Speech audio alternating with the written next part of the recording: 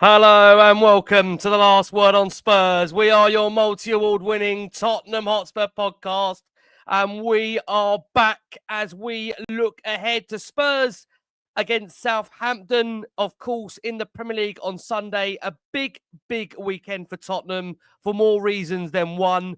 We are here 24 hours after the night before, where it feels there's a lot that's happening around Spurs in general as a football club, but some really important, I think, again, headlines to bring to you ahead of course, this Sunday in the Premier League, where Change for Tottenham will be holding their second protest to date ahead of that huge, importance, I would say, in regards to where the fan movement is right now, and at a point where I think it's really important fans do come together and do look and seek for a change. And I think, again, we've got two of the founding members of Change for Spurs. We've got Billie T and, of course, Christina, one of our own, both two of our own in Billie and Christina, that are going to give you some information about the protest itself, where you need to be, the plans, of course, for Sunday, and obviously all the information going into the protest. I'm also joined by Jonathan Hamme, who is fresh off the back of a trip to Stamford Bridge.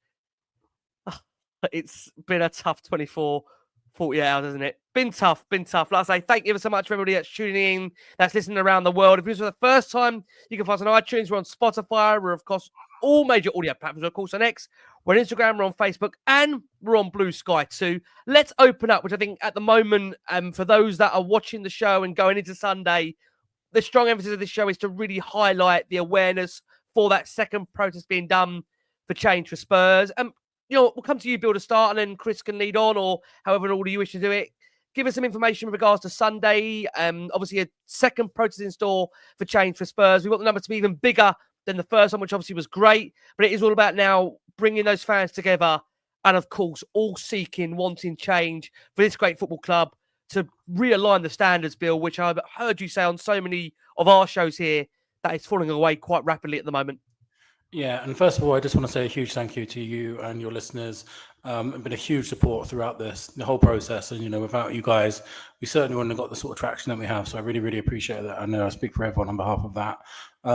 But yeah, so in terms of the protests, we are hoping to, make the next step, a bigger step than we did last time, because I think we don't want to lose that momentum that we got from the first one. And it's kind of the same. A lot of the things are the same from the last protest. So we're still doing a march. The march will be around 12. A lot of people are going to start to meet from 12 o'clock.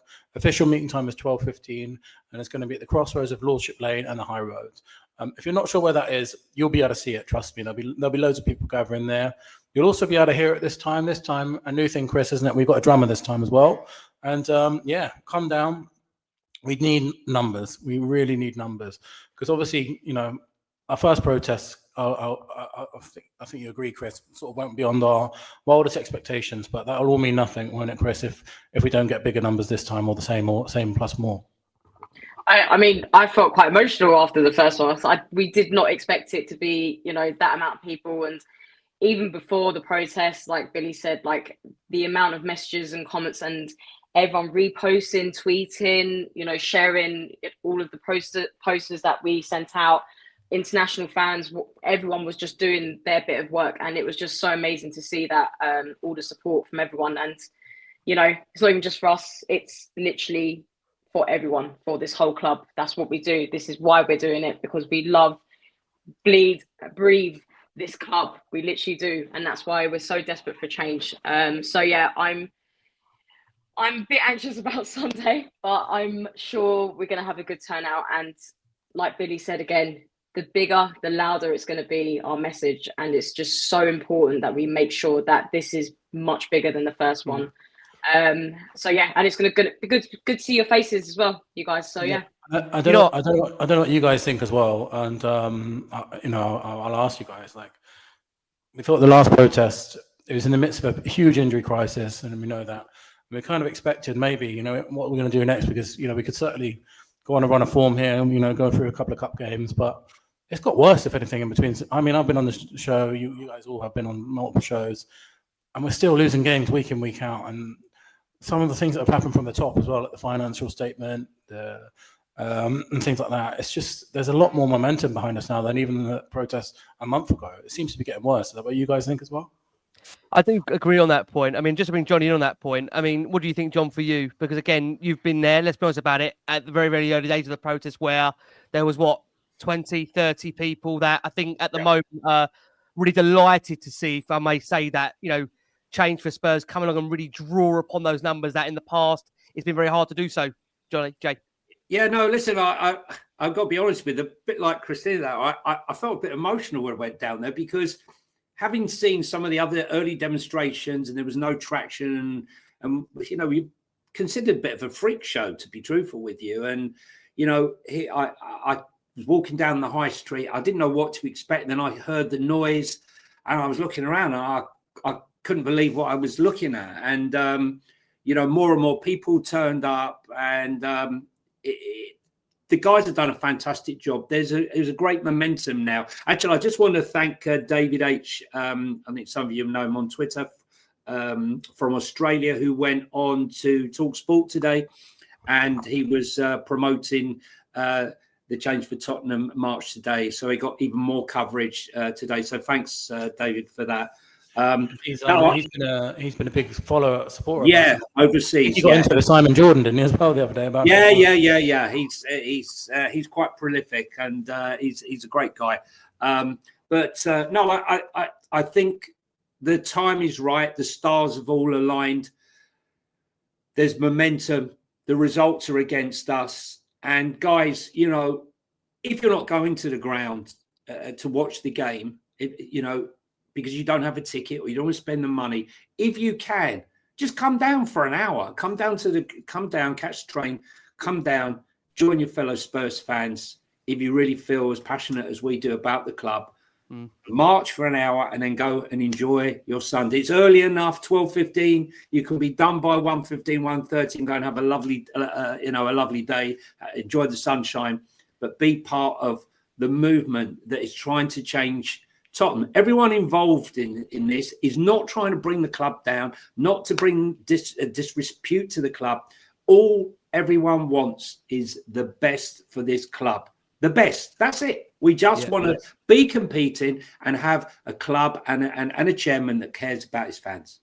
I was going to say, Johnny, just to add on to that, I think there's going to be a few people, if they haven't got a ticket or they don't want to go to the game, I think we're going to arrange some people if they want to go and watch the game together at a local pub. Yeah, I know a lot of people are going to go to Coach and Horses in Tottenham. Yeah. Probably someone who's listening right now, Brian Diggle will be down there. I know Jay's watching it from there as well, because a lot of people have had enough. They don't want to go into the stadium at the moment because it's just desperately low at the moment, and they're moving on the fan base. Yeah, I mean, I've got to say, one of the things that really stood out from being at the previous protest, and listen, you guys are all there, you can obviously account for this as well, is that I saw so many families there. That was the one thing I think when we were talking about this on Last Word on Spurs, certainly in the past, that it's got to be made to feel really inclusive, that anybody, any gender, family, children, pets even there was. I mean, anybody can be made, cats and dogs, anybody can be made to feel inclusive. I think that's the one thing that, has been a great success so far with Change for Spurs, that what you guys have done so brilliantly in terms of not only being advertised, but being made to feel that it's such an inclusive environment where everybody is welcome. And I think, I don't want to speak for you here, guys. This is an opportunity, I think, to be a small part of the history of Tottenham that is incisive and looking for a change that is going to hopefully bring, once again, some standards, like Bill says, back to this football club. I mean, Chris, would you vouch for that? I mean, being down there, again, we both come from, very interesting families, let's just say, let's be honest about that. Again, there was a real family feel going down. And I will agree, as Johnny said as well, felt quite emotional the last protest, because these are people that love the football club, bleed the football club. Their whole life is on football. Their escapism is football. They go to the game because this is what it is for them. It's part of their, routine. It's part of their habit. It's just normal to be for them, their life. I mean, what would you say, Chris, to anyone that's kind of and ahhing, that is unsure? What would your message be to try and get those fans that haven't maybe gone to the previous one to this next one? I mean, even that, we just said, there were so many kids, people brought their kids there, people bringing their dogs. It was just great. It was just a nice atmosphere. There was no hate. We don't want any of that. We just want a respectful, peaceful protest. That's all we want. And I'm a girl. I go to the games a lot on my own. I have no issue whatsoever. I get on well with all the fans wherever I sit in the stadium. I have absolutely no problem at all. And that's exactly like the protest. You're just going to go there. It's going to be like a big meet up. You can talk to us. You're more than welcome to come and speak to me, Billy, Johnny, you know, all of the gang. We're all going to be there and we're happy to like speak to everybody. If anyone needs anything, we're all going to be there, and I'm going to be doing the live on Instagram. So yeah, I do want to mention as well, because I know from the first protest, we did have one guy who stood outside near the Tottenham, the shop, sorry, and he did hold up a sign saying "Leave you in." It's things like that. If anybody that is coming, that is listening to this right now, if you see something like that, just walk past, because at the end of the day, that guy, he can have his opinion just as much as we can have ours. And I think that was one bit that I was a bit nervous about, but we actually did it really well.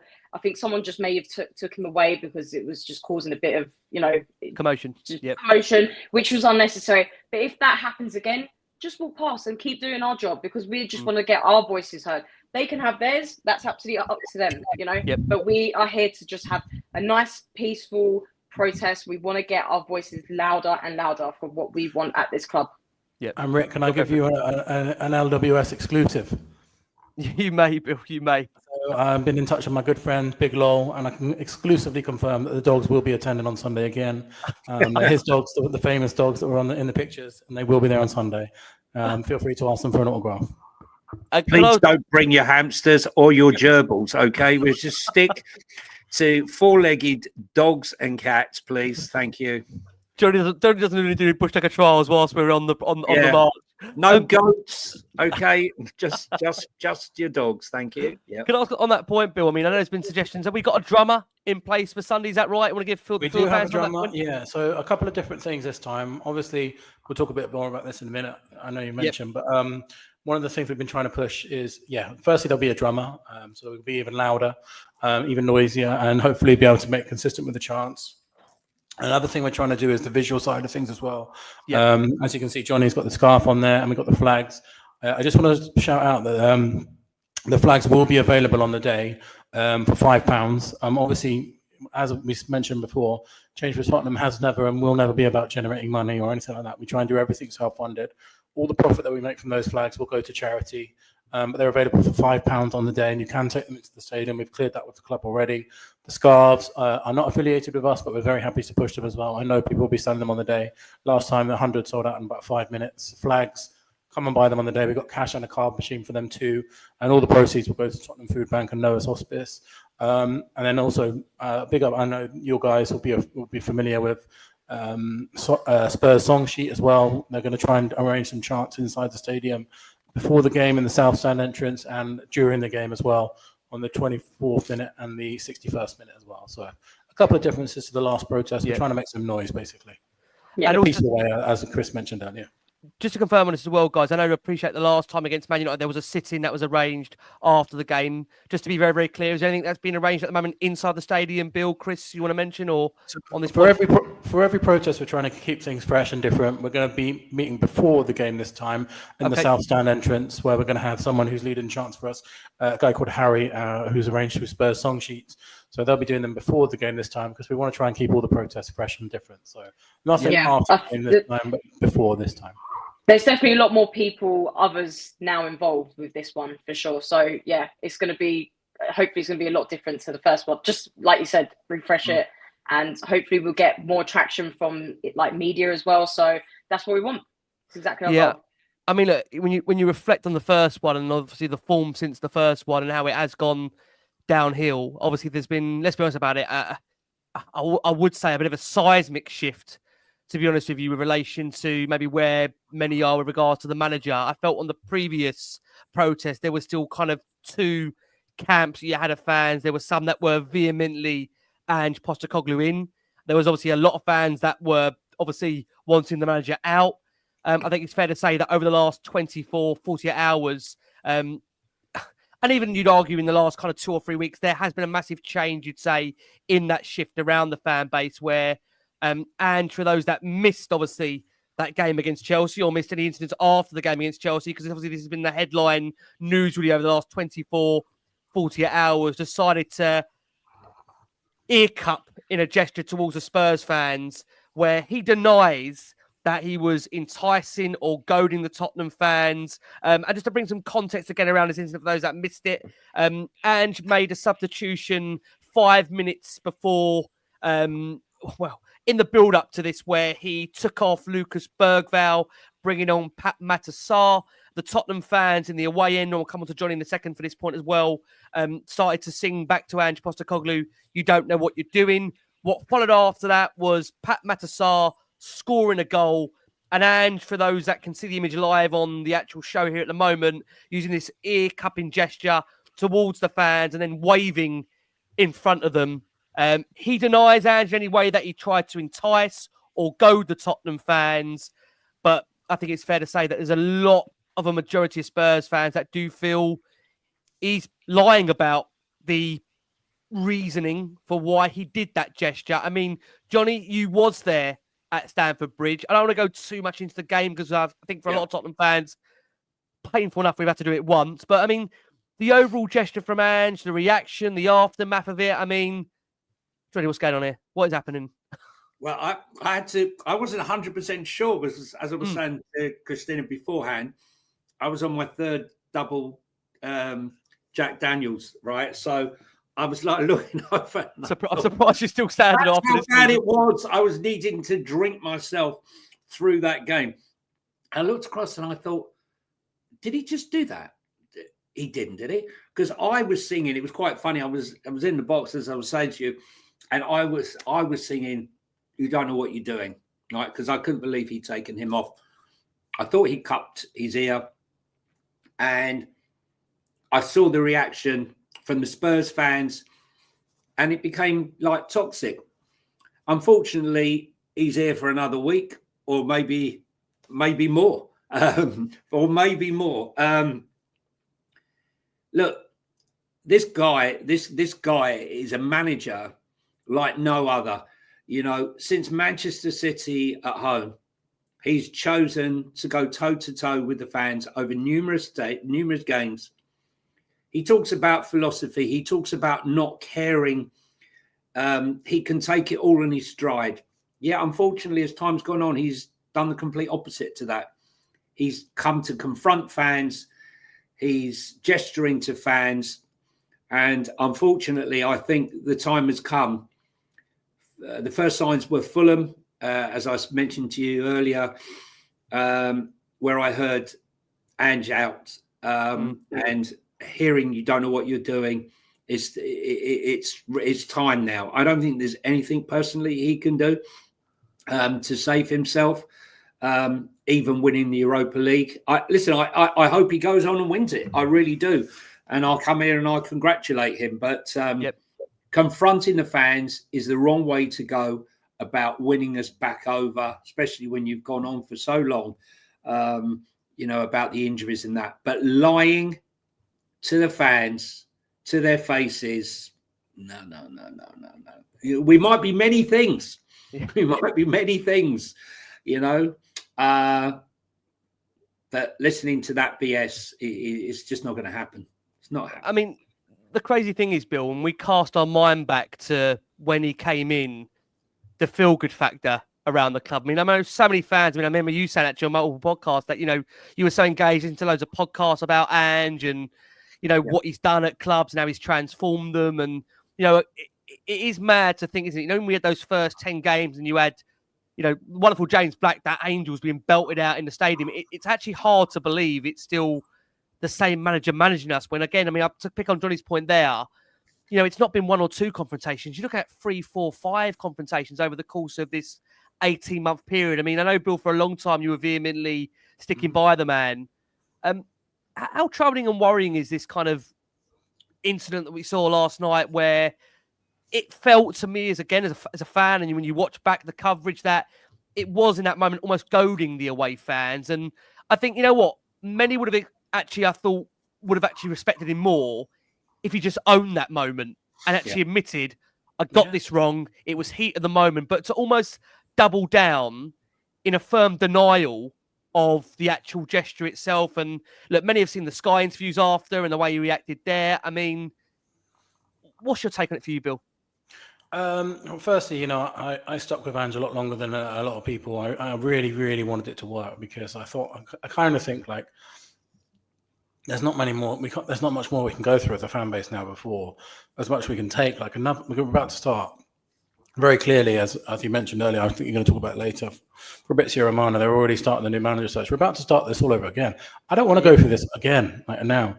And I think what's happened with Ange, it's not a surprise really, because if you look at all of the managers that have left us since we've been in the new stadium, it's turned toxic or sour in every single one of those situations. Conte got to the point where, we had that whole thing of him going away for a few months and coming back and it just being so miserable, sort of slating the club in every single press conference. Nuno got those huge boos when he took off with the Lucas Moura substitution. Jose, even Pochettino, and a manager I adored.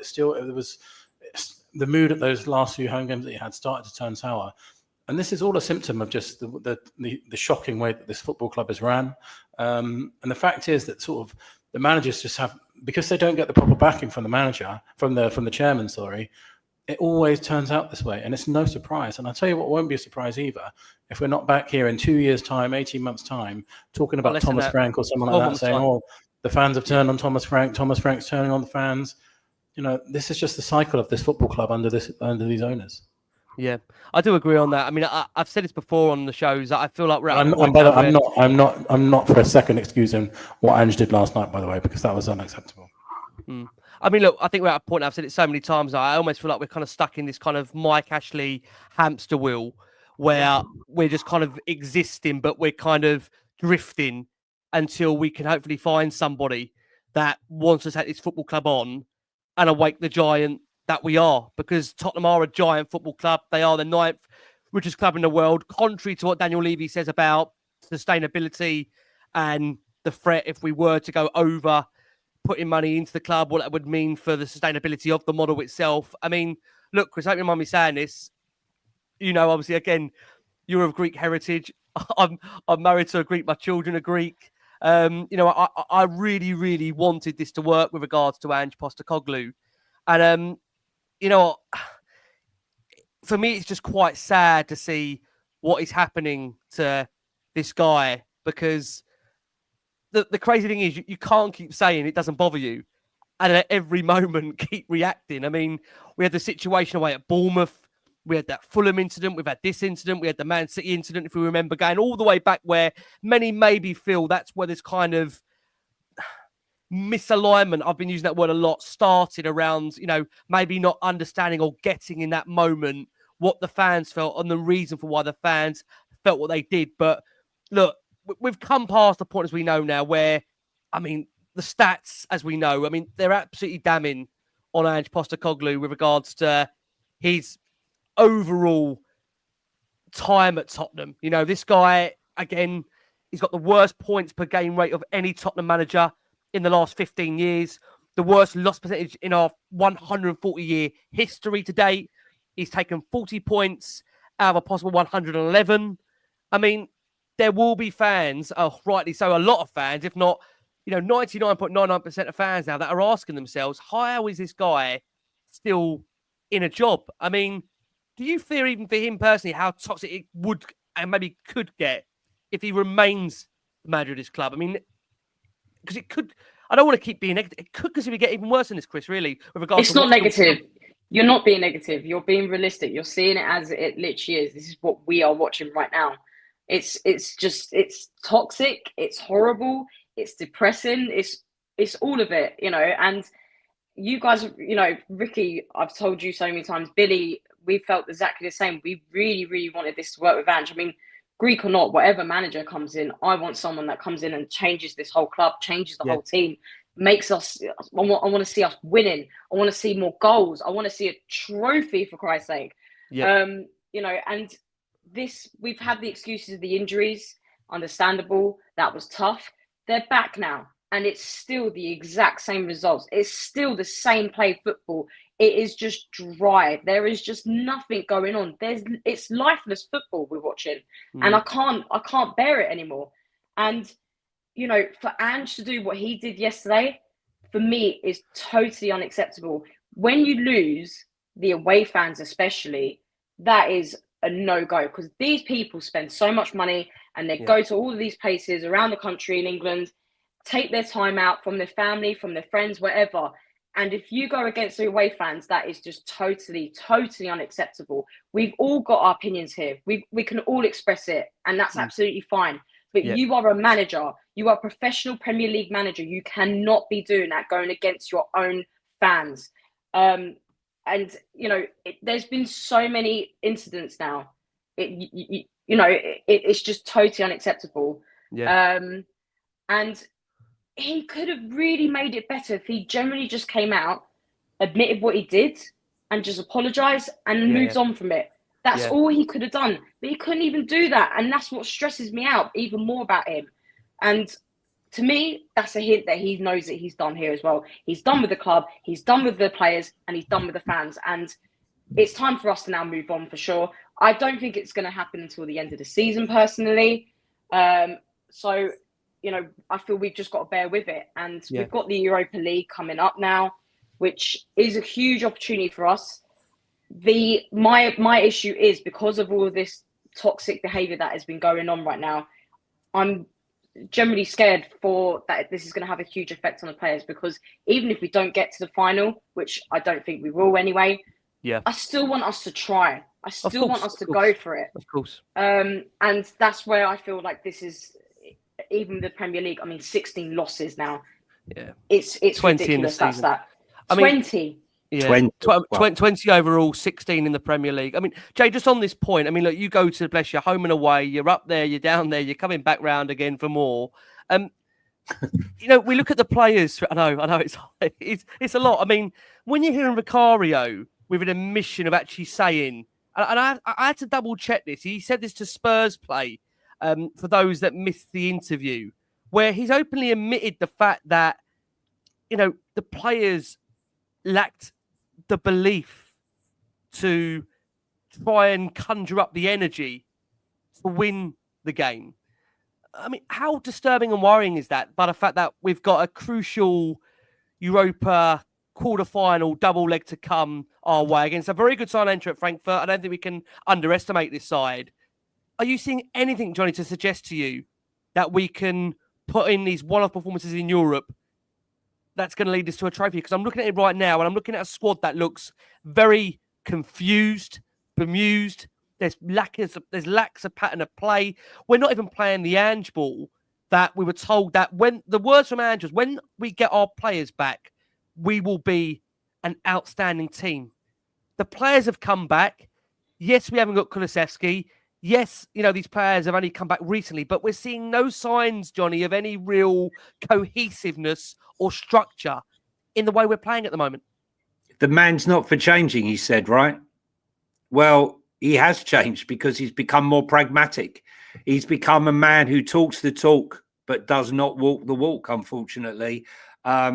His tactics have changed. He's unsure of what to do. You know, and quite honestly, you know, one of the most solid players since he's come back has been Vicario. And last night he looked like someone had spiked his drink. I don't know what was going on. He was literally all over the place last night. I mean, but still an incredible stat last night I saw today was 4.6, most goals prevented in the Premier League this season, more than any other goal. And he's only played 17 of our games. I think that says a lot of just how exposed we are as a team.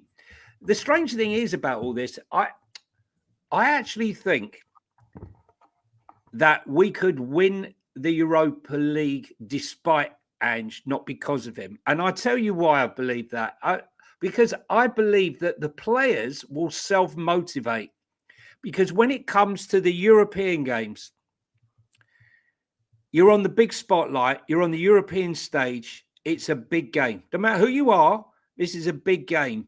And I just think that the players like Romero and some of the others who have got international experience, and Bentancur, who Billy and I were talking about before, who I believe is playing well below his capability. A lot of these, listen, I know a lot of people want us to also, on this point, Johnny, you're going to say there, a lot of people want us to address the players with regards to performances. Yes, you can argue that. But I honestly believe, and I've said this so many times, that I feel these players under somebody different, I think 100%. 100%. Yeah. Destiny Udogie is not as bad as what we're seeing right now. Rodrigo Bentancur is not as bad as what we're seeing Look at the right way now. Bentancur played against Brazil in the international break as well. Yeah. He was those 2 games, unbelievable. it was Argentina, unbelievable. sorry, Yeah. These players aren't as bad as what we're seeing. I refuse to believe it. They're not. And, I just think that they will self-motivate for this cup because it is their chance of glory. The rest matters not to them.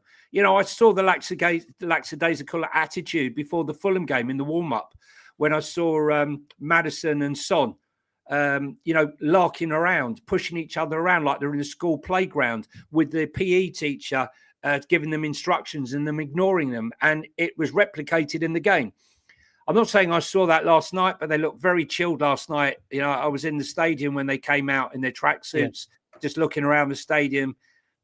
It looked like they were on a school trip. It just looked so chilled out. It didn't look focused to me, and it showed. But I think come Thursday, they know what's at stake. And let's be honest, it can be a game changer for them. Puts them in the shop window if you're Romero. I think there's a possibility that we can raise it. Can I just say one thing? Yeah. That I think with this Ange business, he started to lose it last season in the second half of the season when he was asked about the importance of the Arsenal game at home. And he said it's no different to him. Every game's the same, and he wants to win every game. It's no different to me. That was the wrong answer. So when you get to the Manchester City game and you're upset about our reactions to that game, yet you weren't bothered about how important the Arsenal game was, especially when we were 3-0 down. I think that was the sort of start of not understanding. Understand your fans. Yeah. Understand your history. Just the same as, was it Wilson Odobert who went down the tunnel with the Williams shirt on? Matthias Tell. Matthias Tell, sorry. Matthias Tell. Understand someone needs to guide the people when they come to the club. Understand your history. Understand what the club is about. Therefore, when you come here, you can embrace it. I think that the heart and soul of our club is just not apparent. Again, yesterday, went to the Chelsea game, statue outside the main stand. I went to Coventry, statue, Jimmy Hill outside the ground. I went to Arsenal, unfortunately, and 5 statues around the ground. I went to Manchester United, statues around the ground. You come to our ground and our history and what we're all about, there is absolutely nothing.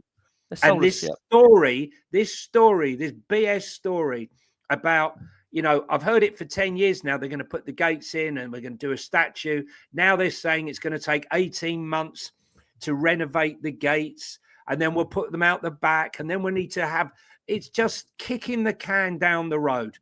Just build the stadium, build the statue, start honouring the history of this club instead of wiping it clean, so that when your kids come to the stadium, or you take your grandkids to the stadium and they go, "What's that, Dad?" "That's Bill Nicholson. He was the greatest manager in this club." "What's that, Dad?" This was our captain. This was Harry Kane. This was Jimmy Greaves. Okay, there's hardly a sign there. If you took down those 2 murals, you wouldn't know it's a football stadium. And that's what we want. That's what we want. We are part of the history. We're passing through, and we will hand it over to another generation when we're finished. And I want to have a club that I'm proud of by the time I leave it. And right now, that pride is gone, which is why we're marching on Sunday. Yeah, very apt words there. I mean, it's really important words that you say, Johnny. I mean, Bill, come over to you just on Ange Postecoglou very, very quickly on him. I don't want to spend too much time on it because, again, we have got a game against Southampton. And look, I know many have already seen a lot of the talking points that were raised with regards to last night. I mentioned the point that Ange did double down when it came to being asked about, once again, in his press conference ahead of Southampton, his thoughts on that overall ear cupping incident. He said, look, from my perspective, I made a mistake in regards to the game against Chelsea. I celebrated a goal. I purposely, I think, since VAR has come in Scotland, tried to keep my coolness with regards to goals. and not go over and celebrate too wildly, as there's no point if you have to wait for everything to get checked. Last night, I felt we needed something, and getting that goal, which was a cracking goal by Pepe, the supporters obviously weren't happy with my decision at the time with regards to the substitution, but my response was to celebrating, to get them to make some noise and get behind the team. I thought it would be a real momentum shifter in that moment because we did finish strong. I guess my mistake was celebrating a goal that VAR had defeated me again, and I won't be doing that again. I mean, I just feel at the moment, given his position as the head coach and the frustration around the current form, it would have been a very easy win just to have said, own that, and been like, as we said, made a mistake in the heat of the moment. I apologise at the time, but to double down on that, Bill, I mean, is there any way in which it isn't going to be a toxic atmosphere between now and the end of the season should Ange remain, and the results, unfortunately, do continue to go to trend in terms of that lack of consistency in the Premier League before we even look at Europe? Firstly, I think it's just a barefaced lie. It's an absolute lie. There's not a chance that was his intention, was to was to get more noise out of the fans. It was a goading back to them. And, fair play. If people are giving you sticks, sometimes you give a stick back, but just own that and just say, he's obviously been taking those chances to heart and things. And obviously the player that he substituted on then scored, and just own it and say, I was just in the heat of the moment. I was trying to give something back to the fans. And we've seen him lose his cool almost every game at the moment in terms of our own fans. The Fulham game, the previous Premier League game, he had that altercation with a young fan inside the tunnel. He's obviously fragile at the moment and temperamental. And I think it almost is an insult to fans to come out and lie about it afterwards. There's just absolutely no way that was trying to bring more noise out of the fans. It was obviously a dig, and it's a shame that he's lied about it. And I think the big thing for me, and I was talking to Johnny about this before, when you lose the away fans, that's when you're in big trouble. And I think Tottenham fans have been incredibly patient with Ange this season. We're going to games, watching us lose week in, week out. We've had 16 Premier League losses, 20. Imagine experiencing what an experience that is for season ticket holders and people that travel home and away to experience 20 losses. And the fact that now it's only just really turning toxic now. Yeah, I think the fans have given Ange a lot of grace period, certainly much more than any other manager in the history of ENIC's tenure. Nuno turned toxic after 8 games. This has been 20 losses in the second season. I think fans have been more than patient with him. So it's really disappointing to see him come, and it's been bubbling up over the last few weeks, hasn't it? There's been lots of altercations with fans, but as soon as you lose the away fans, you're done. Do you share, though, I mean, Johnny's optimism there, Bill, that the players will self-motivate and lift themselves for the Europa League? Because, I mean, I have to only go back to that first against AZ Alkmaar in the previous time. We were pretty diabolical in that first leg away. I mean, do you see any way the players lifting themselves? Because I know a lot of people feel that because of Ange's gesture, which he did against Chelsea, that's almost evaded a lot of blame for the players, which, again, I think is fair. As I've said, for me, the players have to take a proportion of the blame, but also they're being asked to be set up in the way they're being set up. I think it's definitely possible, but I think when you watch that Chelsea performance yesterday, there's no way that we deserve to draw that game 1-1. There was just no plan. All of our attacking cohesion that we loved under Ange, and particularly in the first period of last season, is gone. There's no, and while certainly we do have the individual quality to beat teams like Frankfurt and Lazio, let's make no mistake about it. Frankfurt are a very, very well organised team, and I think we're going to have to do something really, really special to try and beat them. It's a possibility, and I think when we're under that white-hot lane in a European night, the atmosphere is special, and that could carry the fans regardless of what Ange is doing. But we're up against a really, really difficult team here, so I don't know. I'm not particularly confident about it, to be honest. They're third in the Bundesliga at the moment, and let's not forget they have won the Europa League very recently as well. Yeah, I've got to say, there was something that was quite funny that did happen on Instagram earlier in the week for those that do follow Christina on there, where she Chris, tell the viewers and listeners the last one on Spurs that those that don't have Instagram, what happened to you during the week when you was going to work? So it was obviously April Fool's on Tuesday, 1st of April, of course. I work for a brand called Skinny Dip, and they decided to do a prank on me. And that prank, it's actually on TikTok, that has now got over 1 million views. It's literally gone viral. It's my reaction to me coming into the office where literally my whole entire desk has been wrapped Arsenal. in Arsenal wrapping paper. And it's quite funny, the reaction, because obviously as you know, guys know, I've got a lot of love for Jack Grealish. I know he doesn't play for Spurs, but I do. It's what the heart wants, I'm afraid. You do love but him. anyways, so I've got like a calendar, I've got a candle, I've got a mug of Jack Grealish, all funny stuff. Anyway, but yeah, so I came in, and it's all on TikTok. If anyone wants to follow my brand, Skinny Dip, but it's all on there, and it just, yeah, it's absolutely gone viral. And that was my lovely week. Thanks to my colleagues. Shout out to them. So yeah, that, if you want to check it out, there it is. You know what, Chris, just stick you for a second. I mean, Bill was there around, obviously, Ange, and maybe the misdemeanors that have taken place recently under him, regards to, not only the current form, but selection and the patterns of play that weren't there and haven't been there now for a while since the players have come back.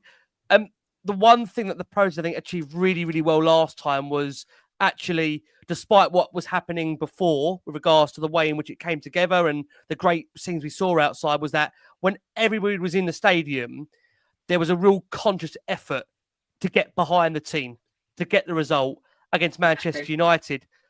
On this occasion, this is nothing to do with Change for Tottenham, just to say, I think it's going to be a very, very different kind of atmosphere, isn't it? I mean, what's going to happen outside the stadium with regards to the protest? We hope we'll be successful. We hope we'll go well. We hope we'll get even bigger numbers than we did last time. But in terms of inside the stadium, what kind of atmosphere environment are you expecting to see against Saints? Because I think, to be fair, the last few home games hasn't been the most positive of atmospheres, probably like you wouldn't expect it to be, because of the nature of how we're playing and that, again, situation around the manager. I mean, how can you expect fans, coming into the stadium and having to watch us watch lifeless football and us to be up for it, really trying to cheer on the players? It is difficult to do that. It really, truly is. But with the protest, that's not what it's about. We want, like I said, we are here to do this for the love of our club. And even that's why the first protest was even more beautiful, because of the fact we had that protest and it was successful. We got a good number. And then we went into the stadium, had our game against Man United, and we got those 3 points. And that's why when I got home, and it's probably same as Billie, I had the biggest smile on my face that entire day, because it was such a successful protest. And then the fact that we got those 3 points was just like the cherry on top, 100%. So we don't want it to be negative like that. We don't want that at all. We still want our voices to be heard. And yes, we want to support our club, because that is what the whole purpose of this whole protest is. We don't hate our team. I don't. I mean, I, for one, of course, don't. We want them to succeed. That's why we are doing this.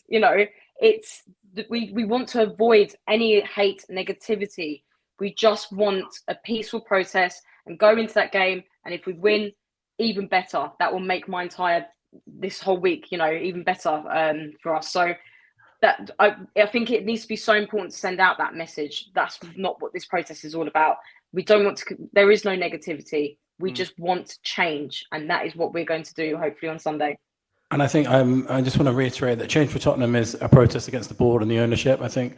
And the protest, that's what it's about. It's not about Ange. And the reason for that is, and I saw someone say it on Twitter today or yesterday, Ange is certainly responsible for the short-term failure of this club at the moment, but there's only one person that's responsible for the long-term failure. And yes, I'm sure that all of our members and all of our supporters have realised now that it's time to change manager. But we need to think bigger than that, and we need to change the way that our football club is run. So the message for our protest is very clear. This is a protest against the board. It's always one decision. It's always down to one person. So sorry. I mean, on that point, Johnny, come over to you. How do you expect the atmosphere to be on Sunday against Saints? We're playing against a team that I think we can actually mathematically now relegate. Although it hasn't been officially confirmed, we can do that on Sunday. They're going to be coming to Tottenham, really, let's be honest about it, with their flip-flops on. They're on the beach. I know they can't really stay up. I mean, it's an opportunity for a lot of those players that are in that squad to put themselves in the shop window come the summer. You see a lot of teams, actually, when they come to this point, which we've actually seen with Saints recently, they come and play with freedom because they know the writing's on the wall with regards to their season. And I do worry that if Tottenham aren't going to be on their game, I know we're playing against a side bottom in the Premier League that have achieved, a horrendous accumulation of points to date in terms of what they've done in the league so far. If we're not on our game, it could be yet another damning result for us at home. We've already lost at home to Ipswich, Leicester. This could be the third hat trick of a relegation side in one season. It's bemusing. I'm even saying this stuff out loud. I have to register that this actually could be happening. It's crazy. I can't believe what I'm saying. I don't even think we can lose to Southampton. They are that bad. I really do. I know what I'm saying here is like, after all that's gone on, their striker, the only guy who started scoring, Onuachu, I think his name is, scored 2 in the last 2 games and scored the goal last week. He's out injured, I believe. The only thing is, it's obvious that Ange is going to rest players. He's suddenly found rotation. So I believe that we will see a lot of changes. I wouldn't be surprised if Maddison doesn't start, if Jed Spence doesn't start. So there'll be a lot of changes, but there will be an expectation that we wipe the floor with them. We beat them 5-0 at Southampton. It's probably our best win of the season. We haven't achieved much this season, only against teams in bad form. But no, I expect us to win. But will the fans really get that motivated when they see the goals go in?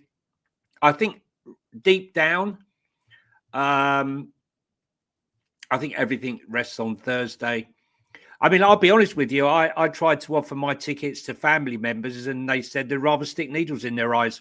So I might actually have to pay someone to go. That's how bad it is against Southampton. No, I listen. Kind lady has decided to take one of my tickets through the CRM. But it's a tough sell right now against Southampton. You think that would be the one game everyone will want to turn up and watch us demolish the team. But such is the lack of faith right now in the squad. But look, all I asked for last night in the game was to show fight and determination and a will to win after an 18-day break. That Ange had been working on some miraculous new system that would give us some fight and determination. I could have handled losing last night because our record is so bad against Chelsea. Had we all seen some fight, creating lots of chances. We didn't have a shot until the 65th minute. But we didn't see that because we needed to create momentum going into this Eintracht Frankfurt game. And let's be honest, beating Southampton on Sunday, no one's going to give us any kudos for it. It's all on Thursday. As the old proverbial word says, it's shit or bust. That's it, really. Nothing else matters. Yeah, I mean, just on that point you mentioned there, I mean, I know you're rattling off some names there. According to the Standard, Mickey van der Ven, Heung-Min Son, James Maddison are all likely to be rested for Southampton. Just to bring some other news into the show that has filtered its way through the Spurs community over the last 48 hours. Reportedly, Fabio Paratici's move to AC Milan is now off. Yes! Reports in Italy are now saying that Milan could surprisingly drop Paratici and look for a new sporting director due to legal matters. That's the latest news out of Italy. It does mean could Paratici be back on the market, and could Tottenham... We're back. Could Tottenham swoop in? Back. Listen, sure. Look, I'm just going to say as it is, right? I'm a huge fan, right? Okay. Yeah. I mean, Christina might be into Jack Grealish. I'm Don Fabio, right? I mean, because I know what he's done behind the scenes, and I know a lot of people called him Con Fabio. For me, he'll always be the Don. It's what you can't see behind the scenes that he's done. I'd love to see him back because someone needs to get a grip of the club, the infrastructure, and lead from the front. Any guy who sits on the bench with Antonio Conte and shows more passion than Antonio Conte when he's on the bench as a director of football is all right for me, rather than Lange, who looks like he's been given some sedatives when he's gone to watch a game. Let's hope that this is the start, because I'd really like to go into the new season with Fabio at the helm and the search being conducted by someone with a clue of what we need to take this club forward. I mean, it's going to be a very interesting summer again for Tottenham because it does look like Spurs are going to go through another manager. One piece of news, unfortunately, is still not going away and does feel like it's accelerating quickly to probably a conclusion in the very early part of the summer. And that is the fact that Romero still is being linked highly continuously away with a move to Atletico Madrid. And the latest move out of Argentina is that Diego Simeone loves Christian Romero, and first contacts between the parties have already begun, although not yet a real negotiation with Tottenham directly. Madrid have been working silently in the background for some time on his signature, and that is expected to accelerate in the early part of the summer. Can I ask you, Bill, I mean, just in regards to some of the players, I mean, Maddison came out after last night and said how difficult it is confronting the away fans, where he even said the words, receiving pelters right now. We saw Vicario storm down the tunnel. Do you worry, Bill, of not only a lack of disconnect with the manager, but a lack of disconnect with a lot of the playing squad? Do you feel that can easily be get back if we get the right man that can get the group back playing football? I mean, is that easily recoverable? Because, I mean, again, Bill, when in those first kind of, again, 10 games under Ange at the start, everyone was in love with this group of players. I'm worried how quickly this situation's eroding now between that relationship between us and even the players at the moment. Oh yeah, football can change in an instant. I think there's two scenarios which will change it, and one of them is if we win the Europa League, that will make every single one of those players a Tottenham legend. Then, part of a really successful squad that won a trophy. The other one, and the probably sadly more likely one, is if you change a manager and get an upturn in form. At the end of the day, fans, and in particular away fans, they just want to see players with that bit of fight and spirit, which we haven't had, and they haven't seen that. And until players start giving that, and they have no right to demand anything from the fans, because at the end of the day, we're the ones that are travelling up and down the country, paying the highest season ticket prices in the country for some kind of performance.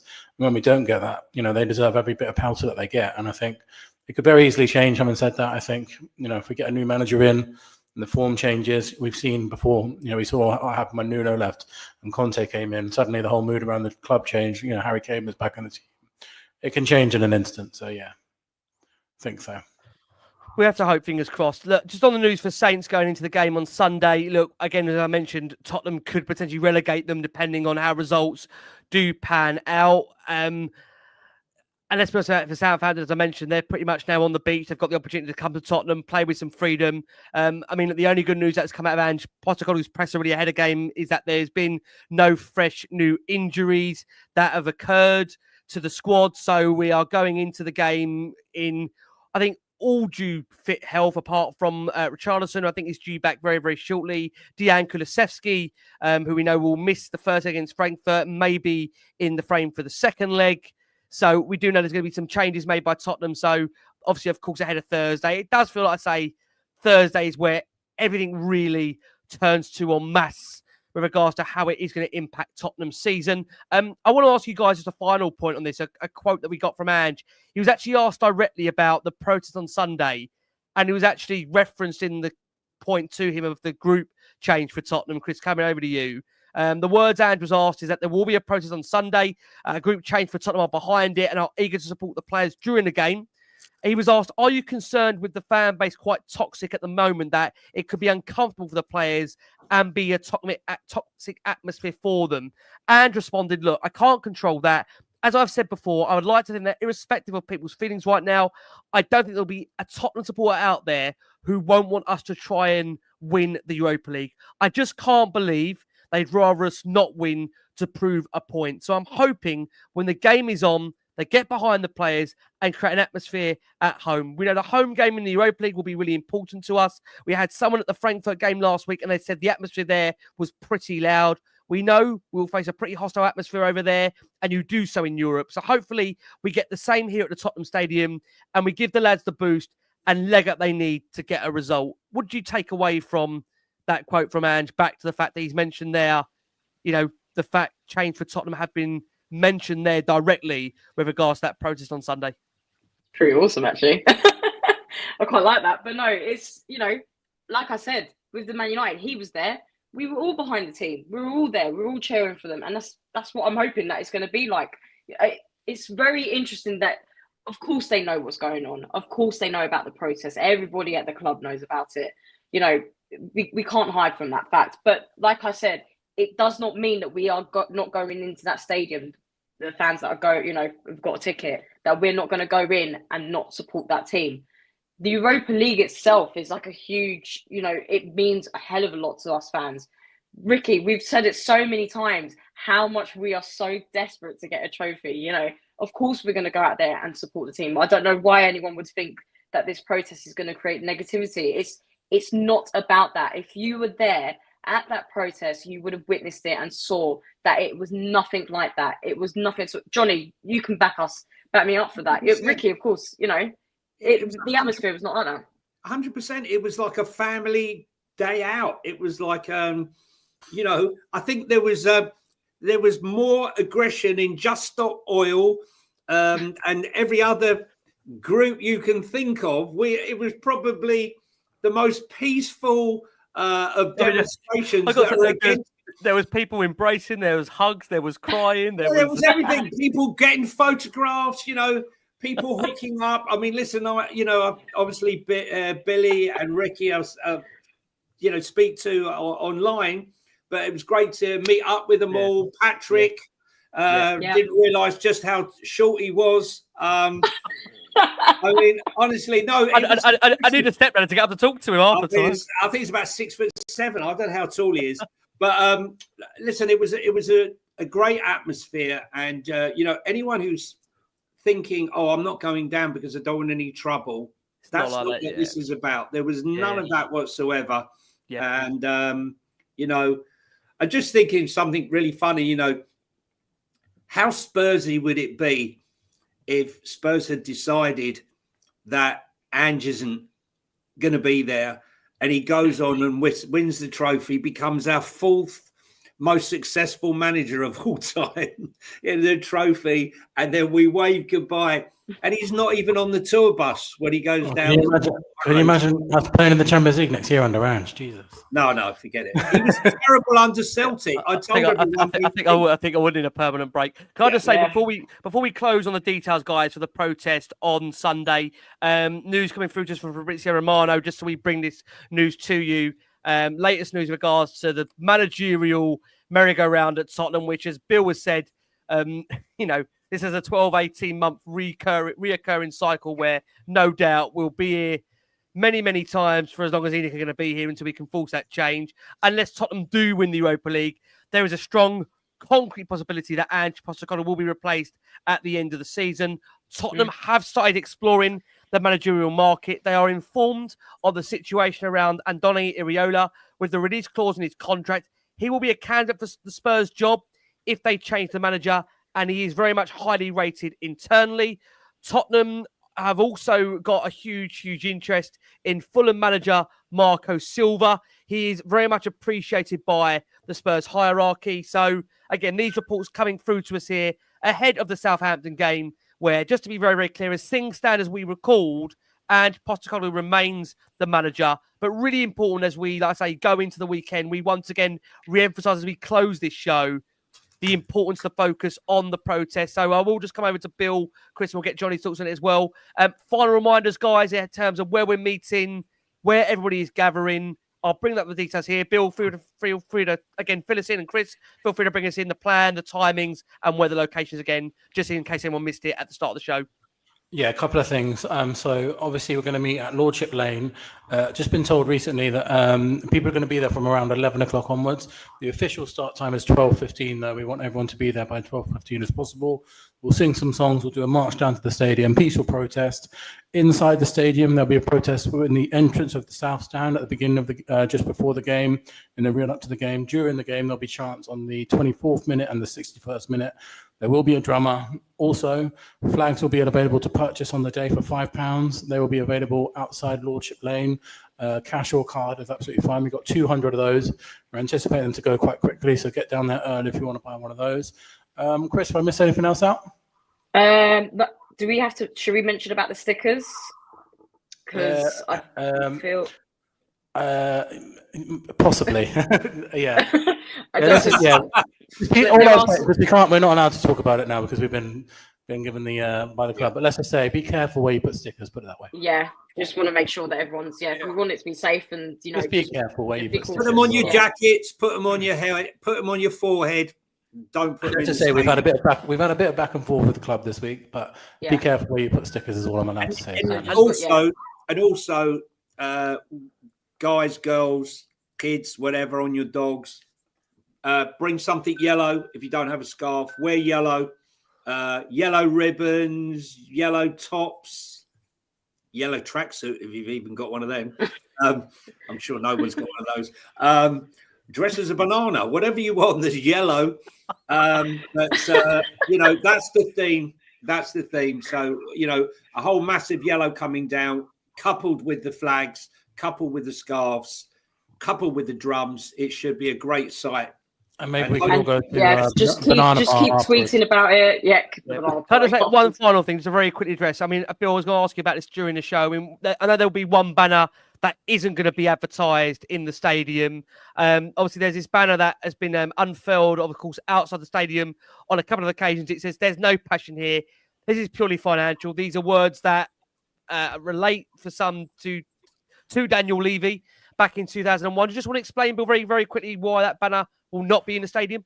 Yeah, so our banners get approved by the club, which they have to do for banners of that size. They've approved 4 of our banners. They did not approve this one. The reason they gave was because Daniel Levy said that while he was Rangers. My argument to that would be there is no passion here. This is purely financial. I think after 25 years, I think that still applies to Tottenham as well. So I don't really buy that. But in fairness to the club, they've been very supportive of the banners and things. But that one they didn't like because apparently he said it when he was at Rangers. Okay, well, there you go. Bill, thanks for clearing that up. Guys, very, very quickly, predictions for Southampton. What are we going to go for? Don't look all terrified. Johnny, you can start with you. I'm going to go 4-0. To who? Just 4-0 to Spurs. Fans come out, all buzzing, right? All buzzing. Ange is now the Messiah again. He's got his team back. And, I'm going to have to suffer people descending onto my timeline for all the days until Thursday. But no, I'm going to go for a positive 4-0. Billy's got his hands filled. Let's quickly get Bill's prediction in there. Let's go. 5-0. Don't we? 5-0. 5-0. All the 5 there. All the 5. Tottenham member. They're getting younger. What can we ask for? We're breeding them very, very young. Chris, what are you going for? I'll go 3-0. Let's go with 3-0. Yeah. You're going to kill me a killjoy. I think it might be 1-1. Listen, I will say again a massive thank you to all of the wonderful viewing loyal ones we've had out there for Last Word on Spurs. I know it's been a very, very difficult season. I know we are all trying just to get to the end of it. But like, Bill and Johnny said, and even Chris, it could still end in a trophy. I know you think I'm fucking crazy by even suggesting that. It could do. I know it sounds mental. Who knows what this is going to do to us. But I want to say a massive thank you to Christina, to Bill, to Jonathan Hamme. Again, I will just implore a final message there on behalf of Bill and Chris from Change for Tottenham. A really, really important weekend, guys. Again, as Change for Spurs have organised this second protest march. It's really important we get even bigger numbers than before. It's really important that fans right now stick by the plan in relation to really, really pushing and forcing for change, and to be part of what I would like to think will be a small part in our history where we need to, as a club or as a fan base, can I just say, remember our standards. We are losing our standards rapidly. This is a massive, massive football club that is supported globally around the world, and we have to remember that, and we have to respect that and remember our standards. So I want to say a massive thank you again to this wonderful panel. I'll be there Sunday. I'll be seeing Chris, Johnny there and Bill there. And anybody that's there, I'm sure will say hello and hug, kiss and cry and whatever you want to do. Ricky, I want to say thank you as well to you, because obviously Last Word on Spurs has massively helped, and obviously other podcasts as well that has helped, raise the message on Change for Tottenham. So thank you to you. And yeah, I'll see you guys on Sunday. Oh, man, it's another session, isn't it? I want to say again, thanks to everybody. Listen, guys, keep safe, keep well. I'll see those that are down at the protest. Please, like I say, keep safe, keep well. Roll on Sunday, eh? At least we've got Saturday off. Thanks so much, as always, for your support. And as always, come on. You Spurs. You Spurs.